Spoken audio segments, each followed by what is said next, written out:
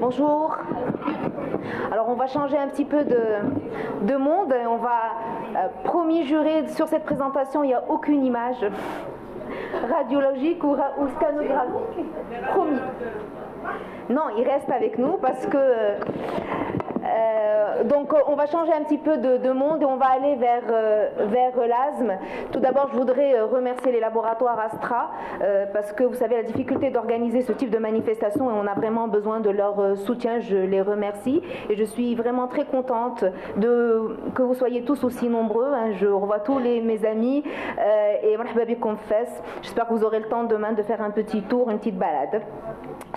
Donc actualité dans le management de l'asthme. On le sait tous, on le vit tous. L'asthme est réellement un problème mondial. Un problème mondial avec les estimations du GINA, 400 millions on aura 400 millions d'asthmatiques d'ici 2025 de par le monde. C'est un problème mondial et qui va intéresser tous les continents, tous les pays et donc avec une prévalence. Et on a beaucoup de pays où les données ne sont pas disponibles, mais la prévalence est élevée. Et l'asthme constitue un impact non négligeable sur la vie des patients.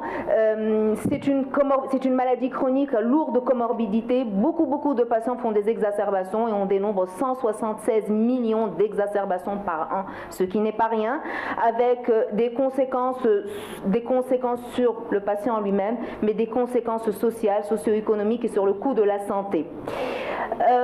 Et ces exacerbations d'asthme vont intéresser tout le monde, que ce soit des asthmatiques dits légers, c'est-à-dire en l'occurrence pas avec un asthme qui n'est pas sévère, aux asthmatiques qui sont sévères.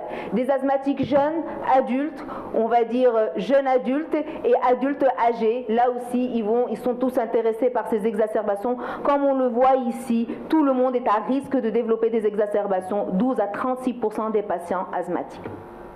Pourtant, on connaît bien cette maladie, on l'a étudiée, réétudiée, on connaît bien la physiopathologie, les particularités, les facteurs aggravants, les comorbidités qui aggravent. On sait que c'est une maladie inflammatoire chronique et on sait qu'elle va associer l'inflammation chronique et la bronchoconstriction.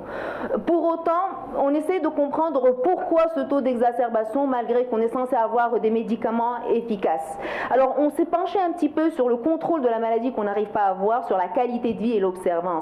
Et ici, je vous présente l'étude qui a été menée au Moyen-Orient et en Afrique du Nord, donc qui fait partie de l'étude de Sabina. On voit bien que quel que soit le pays, nos pays sont intéressés parce que ce serait beaucoup plus facile de commenter le vert que le rouge et le gris. Finalement, 30 à 35 patients des asthmatiques sont contrôlés. Tout le reste sont soit partiellement contrôlés, soit non contrôlés. Et ceci, que les patients prennent ou ne prennent pas les corticoïdes inhalés. Donc il y a un problème de contrôle manifeste. Premier problème, le contrôle. Deuxième élément, les patients, bien qu'ils ne soient pas contrôlés, ont un problème de perception de la maladie, de le contrôle de la maladie. Dans l'étude réaliste que vous connaissez, si on évalue le contrôle de l'asthme selon les critères GINA, 45% de ces patients ne sont pas contrôlés. Et quand on pose la question à ces 45%, plus de 80% pensent que leur asthme est bien et qu'ils sont contrôlés. Et 70% à peu près pensent que c'est une maladie qui n'est pas grave. Donc il y a ici un problème de perception du contrôle de la maladie.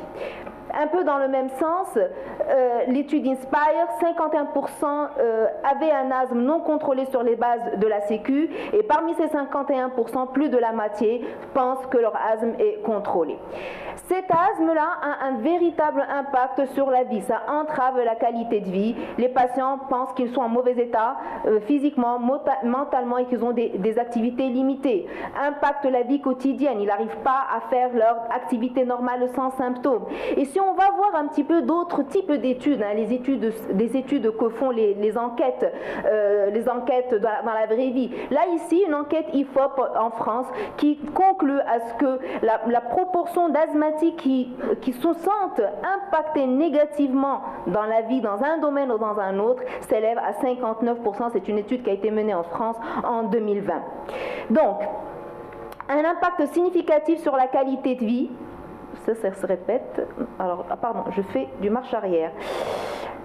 et un problème d'adhérence au traitement. Ici, c'est une étude qui est certes, qui nous remonte à 2010. On a un peu essayé d'évaluer l'adhérence thérapeutique des patients en fonction de leur pathologie. On les a divisés en clusters. Le premier cluster est des patients qui ont cancer du sein, diabète et hypertension artérielle. Deuxième cluster, pathologie gastro-intestinale, cancer de la prostate. Troisième cluster, les maladies respiratoires et les asthmatiques, que ce soit par rapport à l'adhérence aux corticoïdes inhalés ou l'adhérence aux bronchodilatateurs. Ben, on est les plus mauvais, comme vous le voyez ici. On est vraiment très très bas. Alors, top, on est vraiment très très bas. On est des mauvais, avec une mauvaise adhérence thérapeutique. Même conséquence retrouvée dans cette grande étude allemande, ou bien finalement, les patients arrêtent ou diminuent drastiquement leur traitement au bout de 1 mois de traitement. Et donc, l'adhérence au traitement préventif est faible, voire très faible. Dans l'ensemble, 52% des patients n'utilisent pas quotidiennement leur traitement. Pourquoi? Est-ce que c'est le niveau socio-économique? Est-ce que c'est la représentation de la santé? Est-ce que c'est un problème thérapeutique? Est-ce qu'il y a des effets secondaires de trop chez ces médicaments? Ou est-ce qu'il y a le problème inhérent à la perception ou aux professionnels de santé? Il y a eu une enquête auprès de patients. On a posé des questions auprès de patients dans la vraie vie. On leur a dit, mais pourquoi vous ne prenez pas vos médicaments? Qu'est-ce qui se passe? Beaucoup de réponses. Doute sur l'exactitude du diagnostic. Le patient ne comprend pas sa maladie. Il n'est pas d'accord. Les médecins ne sont pas d'accord entre eux. Et ceci sur tous les groupes d'âge. L'asthme, pour eux, n'est pas une maladie grave. C'est une maladie qui est épisodique. Ils sont symptomatiques un temps, ils ne sont pas symptomatiques un temps. Donc finalement, ce n'est pas très grave. Et donc ils pensent qu'ils prennent trop de corticoïdes et que ce n'est pas indiqué. Et puis, il y a une espèce de mécontentement face au diagnostic et au choix thérapeutique. Les patients sont frustrés, on ne leur expliquerait pas suffisamment la maladie, ni on ne les impliquerait pas dans le choix de leur traitement. Ils se sentent donc ignorés. Et cette différence qui existe entre le traitement de fond et le traitement de secours, ils ne l'aperçoivent pas vraiment. Et finalement, ils vont aller vers le médicament qui les soulage le plus rapidement, c'est-à-dire les sabats. Et la conclusion donc de cette étude, c'est que un certain nombre de conclusions, il faut peut-être simplifier le traitement, et en simplifiant le traitement, c'est peut-être ce qu'a adopté aujourd'hui la stratégie GINA. En effet, quand on voit un petit peu sur cette grosse étude britannique, c'est une enquête qui a été menée sur les décès récents qui sont dus à l'asthme au Royaume-Uni. Et ben, on voit bien qu'il y a une prescription excessive ou une utilisation excessive des sabats, qui est corrélée à la mortalité, on le verra après, avec une sous-prescription des traitements dits préventifs, c'est-à-dire association corticoïdes inhalés et LABA. Donc, et ceci est vrai, et on va le voir, quel que soit le pays, quel que soit le système de santé, quel que soit le niveau de prise en charge du pays. Et Sabina a réussi à faire le lien entre la surutilisation des sabats et le non-contrôle, les exacerbations et les mortalités. Donc Sabina, je ne vais pas vous la refaire, je pense qu'on vous l'avez entendu et réentendu, juste pour dire que c'est c'est la plus grande analyse, et que ça a démarré par une étude observationnelle rétrospective au UK et Canada, et puis après ça s'est étendu sur une étude transversale, transversale. Sabina, elle dit quoi? Elle dit que finalement, qu'est-ce qui se passe? Quel que soit le stade de la gravité de la maladie, quand les patients vont prendre plus de 3 flacons de spray, eh ben, on va avoir une augmentation de l'exacerbation, et ceci quel que soit le palier thérapeutique. Elle dit quoi? Elle dit également que les exacerbations vont s'accroître, que l'asthme soit léger, mais également dans l'asthme modéré et sévère. Ce n'est pas uniquement l'apanage des asthmatiques les plus sévères. Et la corrélation entre le risque d'exacerbation et l'utilisation excessive des sabats a été largement ainsi établie, bien évidemment, quel que soit le step thérapeutique, et avec un effet qui devient de plus en plus délétère, si j'ose m'exprimer ainsi, au-delà de 3 flacons de sabbat par an. Et le risque de mortalité, quant à lui, il est corrélé quand on utilise plus de 10 flacons de sabbat par an. Et donc, Sabina a bien relevé ces éléments-là, et regardez-moi les résultats. Regardez-moi les résultats, quel que soit le pays, de haut niveau socio-économique, de bas niveau socio-économique, avec une couverture sociale, sans couverture sociale, avec une accessibilité aux soins, sans accessibilité aux soins. On se retrouve avec des chiffres qui sont très très élevés, avec une utilisation accrue de plus de 3 flacons par an ou plus de 10 flacons par an. Bien. Et donc ceci est largement corrélé à des patients qui sont moins contrôlés, et la corrélation entre l'absence de contrôle et l'utilisation excessive des sabats, qui est associée en parallèle avec une sous-utilisation des corticoïdes inhalés. Alors, pourquoi j'ai remis cette même diapositive? Parce que je voudrais attirer votre attention sur un certain nombre de pays.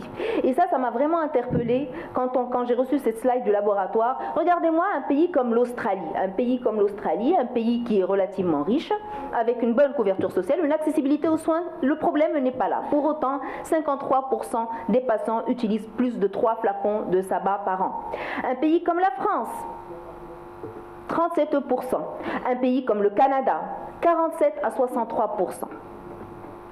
Alors, pourquoi utiliser cette stratégie le Symbicort serait-il différent? Est-ce qu'il est efficace? Voyons d'abord les exacerbations. Est-ce que ce traitement est efficace pour les exacerbations? Quand on va agir sur les deux composantes qui entraînent l'exacerbation, alors l'exacerbation c'est le bronchospasme, mais c'est également une inflammation aiguë qui va venir se surajouter à cette inflammation chronique préexistante. Et bien quand on va utiliser l'anti-inflammatoire avec le bronchodilatateur de longue durée d'action, on va agir sur les deux mécanismes. Et ceci est possible grâce à la rapidité d'action du formoterol qui est tout aussi rapide que le salbutamol dans ce phénomène de bronchodilatation et qui entraîne une bronchodilatation qui perdure dans le temps puisqu'il a l'effet c'est un bronchodilatateur qu'on peut le qualifier de courte durée d'action et de longue durée d'action. Maintenant, quand on regarde ici cette étude qui est assez ancienne en fait, et on va voir le début de l'exacerbation qui est corrélé de manière parallèle à l'utilisation accrue des sabbats. Qu'est-ce qu'on disait à nos patients quand on leur remettait les plans d'action? Avant, on dit écoute, quand tu te sens pas bien, quand tu commences à avoir une gêne, une crise, eh bien, tu utilises de plus en plus de ton sabbat et ça s'améliore pas, tu le reprends encore une fois. Eh bien, regardez ici, même si le patient augmente la dose des sabbats, eh bien, l'exacerbation perdure, voire s'aggrave. Or, si on agissait sur l'inflammation et le bronchospasme, comme on le voit ici, en utilisant le bronchodilatateur type formoterol et le corticoïde inhalé, eh bien, on voit que la trajectoire de l'aggravation de l'exacerbation, eh bien, elle va plutôt s'aplanir puis diminuer. Et donc, sur les données des études, est-ce que effectivement c'est efficace ou pas? Eh bien, on voit que si on reprend les essais cliniques, eh bien, que quand on compare l'association avec la même dose de corticoïdes inhalés plus bronchodilatateur avec utilisation de sabbat de secours ou une dose plus élevée, eh bien, on va voir qu'il y a une réduction de 39% pour la même dose, moins d'hospitalisation, et ceci quelle que soit la dose à laquelle, si on garde le même traitement, la même dose de corticoïdes, ou même si on majeure la dose de corticoïdes. Et donc, moins de patients vont présenter des exacerbations sévères, et là aussi en les comparant à la deuxième stratégie, corticoïdes inhalés forte dose avec sabbat, ou association avec une dose égale de corticoïdes inhalés, ou bien des doses plus importantes de corticoïdes inhalés. Un délai entre les exacerbations qui va s'allonger, et ça on le voit bien, là c'est la ligne avec le Symbicort, et avec un traitement de fond et de secours, et ça c'est les autres stratégies thérapeutiques. Et puis enfin, même dans les périodes où on a une aggravation de l'asthme en général, par exemple ici dans la période de rhume saisonnier, eh ben, on voit bien la réduction des exacerbations par rapport au traitement classique. Donc il est efficace sur les exacerbations, on l'a vu. Est-ce qu'il est efficace sur le contrôle de l'asthme? Et là aussi, les études le montrent bien. C'est que le taux de patients contrôlés, le contrôle est maintenu chez les patients qui étaient préalablement contrôlés ou préalablement partiellement contrôlés sur une période de 52 semaines avec un contrôle qui est meilleur sur une durée plus longue et meilleur sur ces stratégies traitement de fond Symbicort et au besoin. Donc, il augmente les jours de contrôle de l'asthme, il diminue les réveils nocturnes et il diminue le recours au traitement de secours. Bien, donc il est efficace sur le contrôle de l'asthme. Et donc, on a eu récemment une méta-analyse qui a évalué un petit peu toutes ces études-là chez ces patients qui sont partiellement ou non contrôlés. Ce sont des études poolées. Et on va bien voir ici que quand on va comparer, donc c'est un peu ce que j'étais en train de dire, le temps jusqu'à la première exacerbation avec un effet positif sur le versant budesonide, formoterol, stratégie MART, et les nombres d'exacerbations annuelles. Et là aussi, même quand on le compare avec une dose plus importante de corticoïdes inhalés. Donc en conclusion, la conclusion de la méta-analyse, c'est que ce traitement est efficace pour réduire le risque d'exacerbation sévère et pour maintenir le contrôle de l'asthme. Est-ce que de ce fait, ça va nous coûter plus cher? Et là, c'est une étude de la vraie vie, hein, de la vraie vie. On se rend compte, on a comparé un petit peu la moyenne d'utilisation. Donc finalement, quand les patients utilisent le régime, ils vont utiliser moins, entre 2 et 2,5 inhalations par jour, ce qui est moins important que dans les études randomisées contrôlées. Donc finalement un coût sur la santé, parce que c'était vraiment le critère qui ressortait le plus, est-ce que ça coûtait plus cher? Finalement, un coût qui est moins important quand on utilise cette stratégie. Et donc là, les recommandations de GINA pour le traitement d'entretien et le traitement de secours, elle a validé, elle a pris en compte ces études-là, et avec un niveau de preuve qui est un niveau de preuve A, et cette stratégie réduit de manière significative les exacerbations. Elle permet un niveau similaire de contrôle de l'asthme avec des doses relativement faibles de corticoïdes inhalés, puisqu'on n'aura pas besoin d'augmenter, d'aller en step-up. Et donc, c'est la piste qui est privilégiée. Maintenant, est-ce que si on utilise autant de corticoïdes inhalés, cette stratégie de traitement de secours de corticoïdes inhalés avec le traitement de fond, est-ce qu'on n'aura pas plus d'effets secondaires chez nos patients?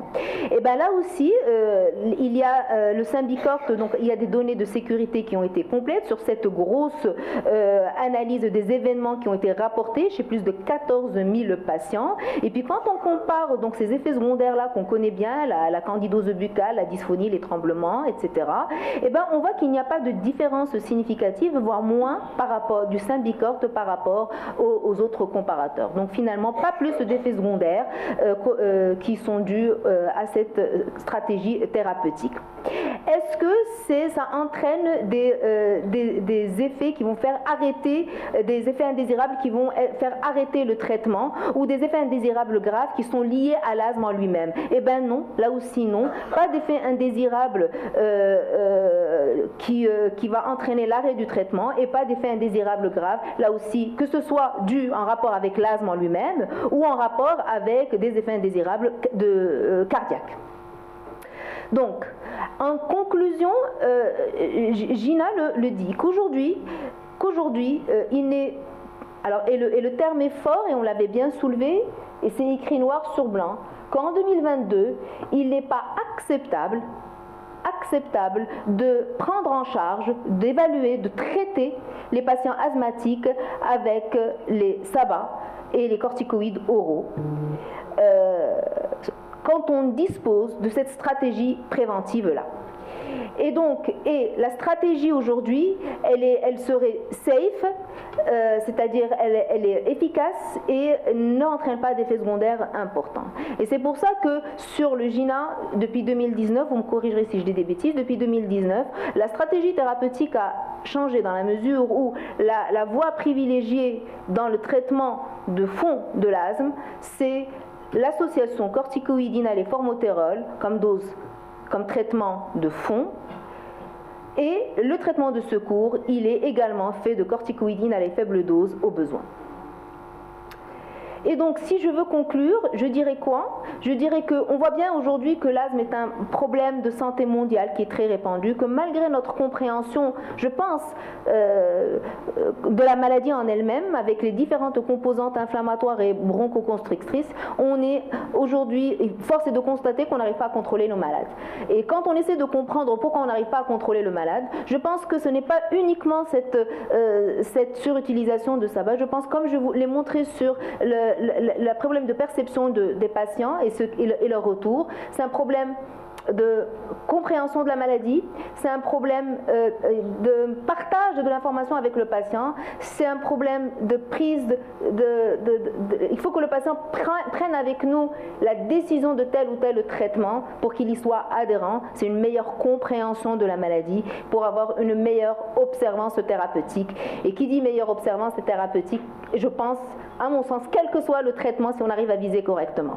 Maintenant, il y a aussi un autre élément à mettre entre guillemets, ou bien à mettre la lumière au-dessus, c'est que quand même, c'est plus logique à mon sens, sur une maladie inflammatoire chronique qui lors de l'exacerbation va se rajouter une inflammation aiguë, de donner également un traitement anti-inflammatoire inhalé. Ça paraît tellement logique aujourd'hui, et c'est pour ça d'ailleurs, dans les exacerbations, on va commencer rapidement, on passe la main à la corticothérapie orale pour donner un traitement anti-inflammatoire. Donc je pense que c'est une stratégie qui, de 1, est logique, de 2, va faciliter, puisqu'on aura un seul device, et de 3, qui a prouvé son efficacité, et 4, qui a été adopté aujourd'hui dans les recommandations internationales. Je vous remercie.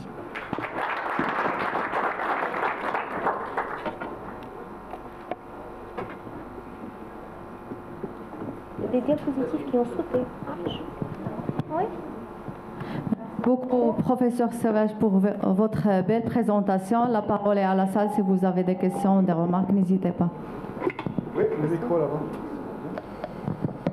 Bravo, Monia, très belle présentation et merci. Très actualisée, des choses récentes. Hein. Oui, il y a la méta-analyse. C'est très difficile de reprendre, Sabina après moult Sabina. Oui. C'est l'étude, on l'a vu à tous les sens. Merci beaucoup pour la parole accordée. Merci, professeur, pour cette présentation. Moi, c'est Dr Victor, je suis en 4 ans de spécialisation à l'Université Cheikh Anta Diop, donc je viens de Dakar. Moi, je connais bien le produit, le Symbicort. C'est un produit que j'ai prescrit la plupart des cas chez les patients asthmatiques. Tel que vous aviez dit, moi-même, je peux te témoigner, j'ai des preuves que ça permet quand même de contrôler le patient. Mais sauf qu'on a toujours un souci avec le patient, je peux dire, je m'excuse le terme analphabète, parce que parfois ils viennent, ils nous disent que je sens rien. Donc quand je prends le médicament, je sens rien. Parce que ça a toujours été la plainte de ces patients-là. Est-ce qu'il n'y a pas moyen, au niveau des laboratoires, d'ajouter un excipient qui va permettre quand même aux patients, dès qu'ils prennent quelque chose, ils peuvent sentir qu'ils ont ça, ils sentent quelque chose. Parce que même si vous faites le test au mouchoir, ils ne sont toujours pas convaincus, parce qu'en prenant les médicaments, ils ne sentent rien. Vous avez totalement raison. Oui. Alors vous avez totalement raison, et on a la même expérience. Mais pas uniquement avec les patients analphabètes. Moi j'ai l'impression qu'avec tout le monde, parce que finalement, quand on prend un médicament, que ce soit un comprimé, un sirop, et même les anciens sprays, on a cette espèce. Et voilà. Donc on le sent bien passer. Par contre pour les injections. Maintenant, vous avez totalement raison. Maintenant, je pense que là aussi, ça va rentrer sur cette partie-là où la prise en charge du patient asthmatique, au-delà des traitements qu'on va donner, la part très importante, c'est l'éducation thérapeutique. Et donc maintenant, même avant, mais quand tu lui prescris ton médicament, tu vas lui dire, bon, premièrement, c'est fait pour que tu ne sentes rien, mais tu as un compteur de doses et tu vas voir que les doses vont passer de petit à petit. Donc ça, il faut lui dire dès le départ. On a tous eu cette expérience où on l'a pas fait, on l'a oublié, on a été mauvais, et le patient ou la patiente revient une semaine plus tard. Non mais là ton truc il marche pas, parce que là moi je sens rien du tout.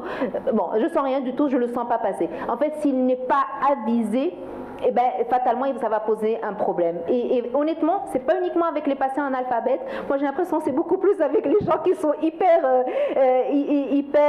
ils cherchent, donc c'est pas normal, pourquoi je sens rien, il y a rien qui sort, il faut lui dire que c'est une poudre sèche, il faut lui dire qu'il va rien sentir, qu'il y a un compteur de dose, quand le compteur arrive au rouge, là, faire attention, il faudra déjà commencer à changer parce qu'il lui reste uniquement 20 doses. Donc là aussi, ça va rentrer dans l'éducation thérapeutique. Le temps qu'on prenait avant pour expliquer la technique d'inhalation, la chambre d'inhalation, il faudra prendre maintenant le temps pour expliquer, pour lui montrer l'utilisation du turbo-air. Je n'ai pas voulu alourdir la présentation, mais c'est également très important. Montrer l'utilisation du turbo-air, lui dire qu'on ne sent strictement rien et qu'il y a un compteur de dose.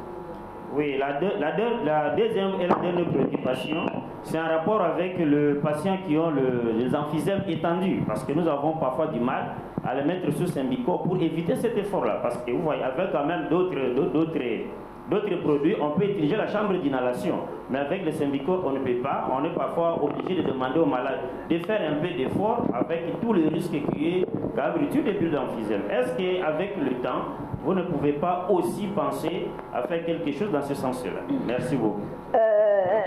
Merci pour tes questions qui sont vraiment qui sont bien, parce que dans la mesure où on voit bien que tu l'utilises. En fait, j'ai pas mis cette slide là, mais en fait, quand on compare le débit aérien qui doit être généré pour utiliser les sprays, en comparant, je peux te les envoyer si tu veux, en comparant avec un enfant, sujet âgé, emphysémateux, c'est-à-dire ceux qui ne peuvent pas générer suffisamment d'eau, mais finalement, la différence n'est pas importante. Si ma mémoire est bonne, c'est 30, donc on peut générer suffisamment de débit aérien pour pouvoir avoir une inspiration correcte.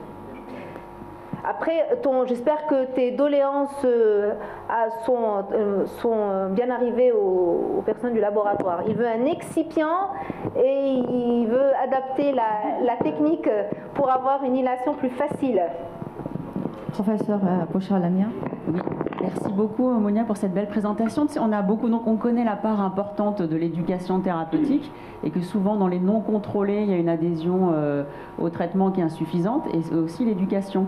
Est-ce que quand vous faites l'éducation thérapeutique, il y a uniquement le médecin impliqué, ou il y a un réseau au Maroc avec une infirmière d'éducation, une école de l'asthme? Non. Alors il y a eu des tentatives, d'école de l'asthme à un certain moment, mais qui n'ont pas perduré, donc elles n'ont pas vraiment voilà. Donc là, j'ai dit chez nous, moi je parle de Fès, d'accord, et je sais qu'également à Rabat il y a eu une tentative d'école de l'asthme. Je ne sais pas ce qu'il en est actuellement. Est-ce qu'elle est toujours plus qu'une tentative. Oui. Et ça a fonctionné ou pas? Oui, ça fonctionne jusqu'à aujourd'hui? Oui, non seulement ça fonctionne, mais ça a été évalué. C'est-à-dire, on fait de l'éducation thérapeutique en hospitalier, pendant l'hospitalisation, on réévalue pendant les consultations. Non, mais ce que veut dire peut-être Bouchois, c'est vraiment dans le sens école de l'asthme, où tu as le groupe de patients qui arrivent tous les 4-6 semaines, 3 mois, etc. Il y avait un psychologue, n'est-ce pas, un psychologue, etc. C'est pas aussi bien organisé. Voilà, c'est ce que j'ai compris. C'est vrai qu'en France, sur le territoire, c'est variable selon les régions quand même, mais on sait que ça marche bien. Parce que c'est vrai que les difficiles non contrôlés, souvent, c'est lié à l'incompréhension de la maladie, la mauvaise compliance. La technique de l'asthme. À Casa, au service de professeur Slaoui pédiatre, ils ont l'école de l'asthme et ils font des formations aux parents une fois par semaine. Je pense que les enfants, effectivement, c'est exactement la même remarque, professeur C. Chez les enfants, je pense que c'est vraiment beaucoup plus structuré que chez l'adulte. Oui, je suis totalement d'accord. C'est exactement également la même chose pour les diabètes. Le diabète, vous avez vraiment des structures adaptées pour le diabète de l'enfant qui marchent très très bien. Moins bien dans le diabète de l'adulte. Mais je pense que chez les enfants, je suis totalement d'accord. Chez l'adulte, c'est vraiment pas aussi bien structuré dans la structure et dans le temps. C'est ce que je voulais dire, comme du moins sur Fès, D'autres questions? Je confirme. Oui,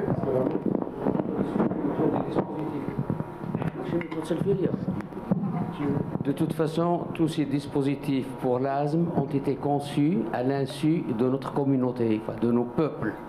Nous avons une culture, nous avons beaucoup de choses. Quand on présente un dispositif à nos patients, Il y a plusieurs versions, bien sûr. Il y a des gens qui refusent ce genre de dispositif. Il y a des gens qui ne comprennent rien à ce qu'on leur montre. Moi, c'est juste une remarque. Ces dispositifs, il y en a des bons, des très bons, quand on sait les manipuler, bien sûr. Je sais que dans ma région du Sud, les gens refusent les aérosols. Pourquoi? C'est culturel. Le traitement nébulisé. Rabos. Non, le spray là. Mais pour rester positif, je pense que les choses changent énormément. Faut envoyer tout le monde à l'école à ce moment-là. Changent énormément. Quand même, il n'y a plus cette peur du spray ou du traitement inhalé. Il change. Maintenant, il y a aussi les trucs connectés qui sont de plus en plus utilisés. Et puis, il y a les logiciels les logiciels tracking sur les smartphones et tout ça.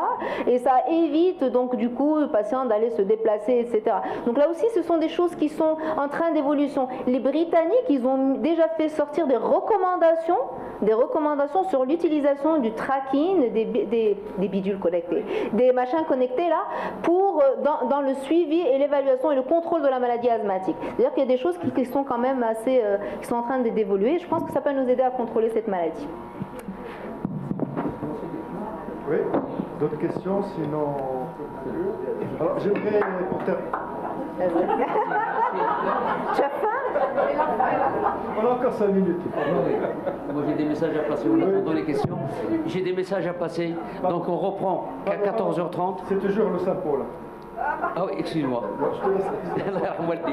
C'est un rapport avec le Saint-Paul, je te passe la parole.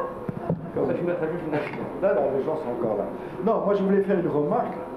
Je ne comprends pas qu'en 2023, on est encore à discuter du fond et symptômes, essayer de prouver son efficacité et sa tolérance. Tu as montré une dia qui remonte, je crois, une référence qui remonte à plus de 15 ans, Exactement. qui montre la toxicité des sabbats. On le sait, ça fait 15 ans qu'on sait que donner des sabbats seuls, c'est dangereux. Et je comprends pas comment... Et la diapositive qui m'avait énormément choquée, c'est celle où on voit bien que le patient s'aggrave, qu'il utilise plus de sabbat et qui continue de s'aggraver. Et ça, 1994. Oui, c'est vieux. C'est une diapositive. Deuxième chose, c'est une étude de 1994. Quand même. Deuxième chose, c'est l'efficacité rapide des corticoïdes par voie inhalée. Pour nous, exacerbation, c'est prédnisolone, par voie orale. Et là aussi, il y a des papiers qui sont sortis il y a plus de 15 ans. À l'époque, c'était, je crois, la fluticasone. Des papiers où on parlait de fluticasone pour traiter l'exacerbation par voie inhalée. Donc, c'est des choses anciennes. Et je sais pas. Et pourtant, il y a encore un blocage. Et le frein du niveau socio-économique, du système de santé, et tout ça, finalement, c'est tombé. C'est pas le cas. C'est pas le cas. C'est pas ça le problème. Donc, il faut s'y mettre. Yes.